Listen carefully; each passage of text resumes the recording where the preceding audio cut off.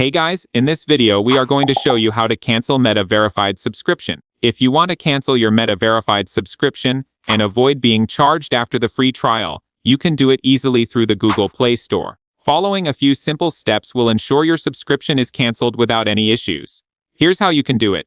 Start by opening the Google Play Store on your mobile device. Next, tap the profile icon in the top right corner to access your account settings.